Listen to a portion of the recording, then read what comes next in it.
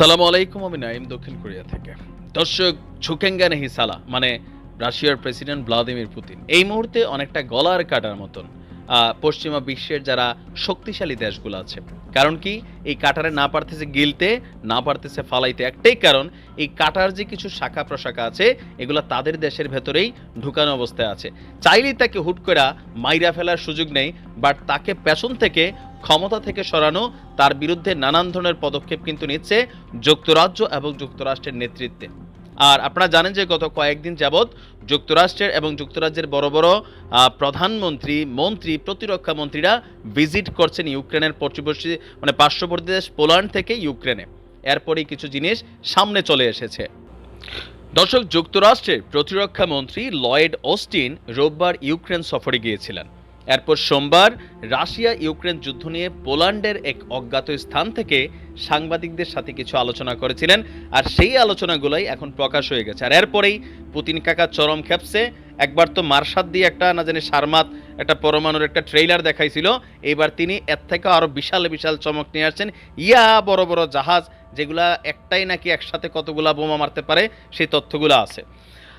সোমবার আপনার যুক্তরাষ্ট্রের প্রতিরক্ষা মন্ত্রী লয়েড অস্টিনের একটা বক্তব্য আসছে যে তিনি রাশিয়াকে নিয়ে কথা বলতে গিয়ে বলেছিলেন যে পুতিনকে আমরা এমন দুর্বল স্থানে দেখতে চাই যেখান থেকে পুতিন আর এমন কিছুই করতে পারবে না যা সে ইউক্রেনে করেছে।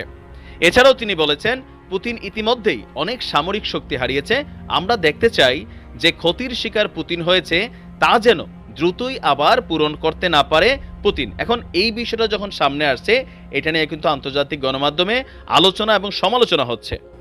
অপরদিকে যুক্তরাজ্যের সশস্ত্র বাহিনীর মন্ত্রী জেমস হিয়েপ্পি মঙ্গলবারে জানিয়েছে যে আপনার যুক্তরাজ্যের পাঠানো অস্ত্র দিয়ে যদি ইউক্রেন রাশিয়ায় হামলা করে তাহলে পূর্ণ সমর্থন দেবে এবং এতে কোনো তাদের সমস্যা নেই। আর এই বিষয়গুলো যখন সামনে আসছে তখন মস্কো বিষয়গুলো সম্পর্কে খুবই স্ট্রংলি তাদের অ্যাক্টিভিটিস প্রকাশ করেছে। আপনার রাশিয়ার প্রতিরক্ষা মন্ত্রণালয় মঙ্গলবার যুক্তরাজ্য এবং যুক্তরাষ্ট্রকে হুঁশিয়ারি দিয়ে বলেছে, যদি যুক্তরাজ্য এবং যুক্তরাষ্ট্র রাশিয়া ইউক্রেন যুদ্ধে উস্কানি দেওয়া অব্যাহত রাখে এবং রাশিয়ার মাটিতে হামলা করার উস্কানি দেয়, তাহলে রাশিয়ার সমানুপাতিক হারে সেই সব দেশগুলোর বিরুদ্ধেও ব্যবস্থা নেবে। রাশিয়ার প্রতিরক্ষা মন্ত্রণালয় বলছে, আমরা যুক্তরাজ্যের সরাসরি উস্কানিগুলো লিপিবদ্ধ করেছি। যদি এরকম কোনো আক্রমণ করা হয় তাহলে তাৎক্ষণিক সমানুপাতিক জবাবটা যুক্তরাজ্যের দিকে আগে যাবে। রুশ মন্ত্রণালয় জানিয়েছে, আমরা সতর্ক করেছি যে রাশিয়ার বাহিনী উচ্চ ক্ষমতা ও দূরপাল্লার মিসাইল নিয়ে কিয়েভের যেখান থেকে এইসব সিদ্ধান্ত আসে সেইখানে প্রতিশোধমূলক আক্রমণ করার জন্য প্রস্তুতি নিয়ে রেখেছে।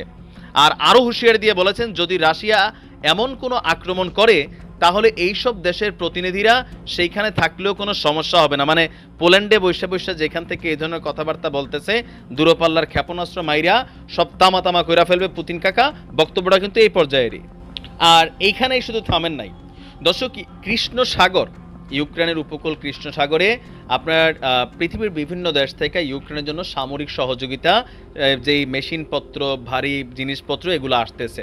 আর যখন গতকালকে এই বক্তব্যগুলো আসছে, এরপরেই ইউক্রেনের কৃষ্ণ সাগরের উপকূলে রাশিয়া 8টি যুদ্ধজাহাজ মোতায়েন করেছে। সোমবার এমনটি জানিয়েছে ভয় পাইয়া ইউক্রেনের প্রতিরক্ষা মন্ত্রণালয়ের মুখপাত্র ওলেকজান্ডার।